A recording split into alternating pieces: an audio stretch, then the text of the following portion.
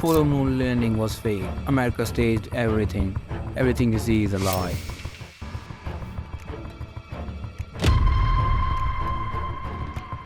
On 20 July 1969, the lunar module of Apollo 11 mission landed on the moon. The Eagle has landed. The two astronauts, Neil Armstrong and Buzz Aldrin, are sitting in this lunar module. After landing, Neil Armstrong tried to open the door of this lunar module, but the fact is that it wasn't quite easy to open this door because the pressure on the moon was very high. But after some time, they were able to open the door. After that, they started coming down from the lunar module with their bulky space suits on. Stairs weren't that much wide, so while they were coming down, a piece of lunar module broke off. Neither of them got to know about this because there is no air medium in space. The piece that broke off was very crucial for this spacecraft. It was an ascent engine arming switch. Without this switch, the spacecraft could not take off.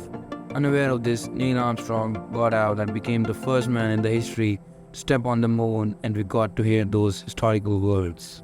One small step for man, one giant leap for mankind.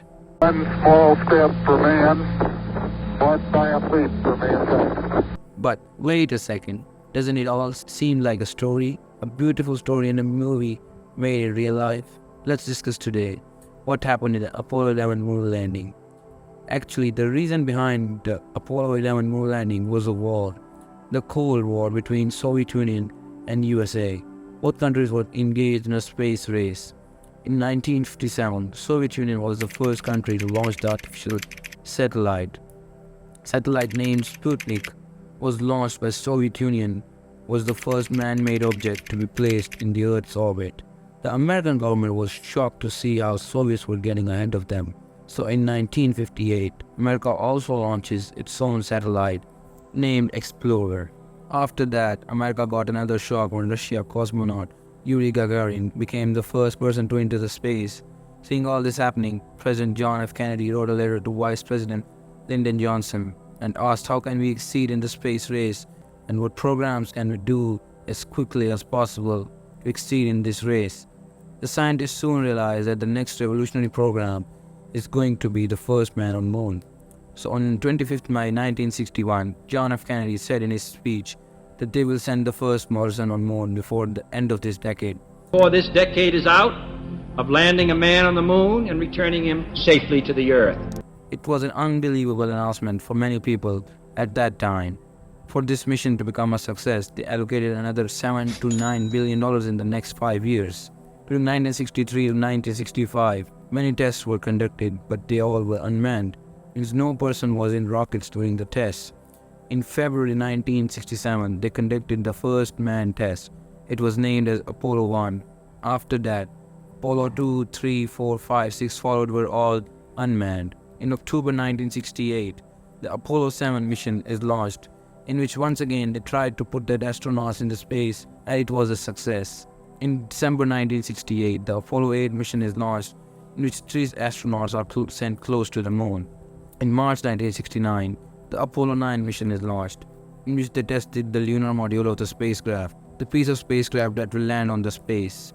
After 2 months, May 1969, Apollo 10 mission is launched. In this mission, the astronauts are made to practice almost everything that they were going to do in the Apollo 11 mission except landing on the moon. Simply stated, the purpose of the Apollo 10 flight is a final test of the men and machines required to do the lunar landing mission.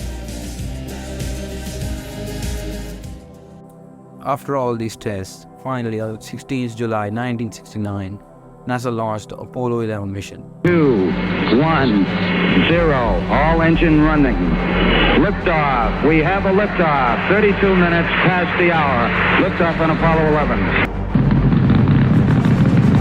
3 astronauts were part of this mission: the 38-year-old Commander Neil Armstrong, module pilot Michael Collins, and lunar module pilot Edwin Buzz Aldrin. So the Apollo mission spacecraft had 3 main components: the command module, the service module, and the lunar module. The concept was that only the lunar module will land on the moon, while command and service module, collectively known as CSM, will orbit the moon, and while coming back, the CSM will be reattached with the lunar module.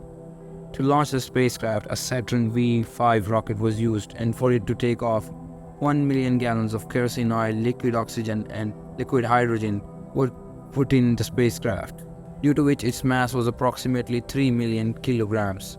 So when the rocket took off, it reaches the Earth's orbit. This journey took less than 10 minutes and they took about 1.5 revolutions about the Earth. After that, they got the permission from the Mission Control Center here on Earth. They allowed them to do a translunar ejection, that is to leave the orbit of Earth and move towards the orbit of Moon. All this happened within the 5 hours of the launch.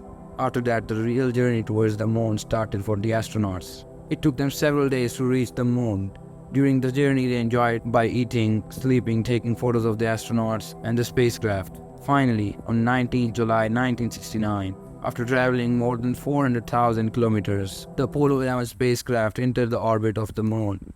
After that, the CSM detached from the lunar module. The function of CSM was to remain in the orbit of the Moon and not land on the Moon. On a lunar module will land on the Moon. And at the 8 p.m. they were getting ready to land. And then, but wait, you must have been bored up till now, aren't you? Let's discuss the landing of Apollo mission in the next part. Till then, subscribe and follow for part 2. See you.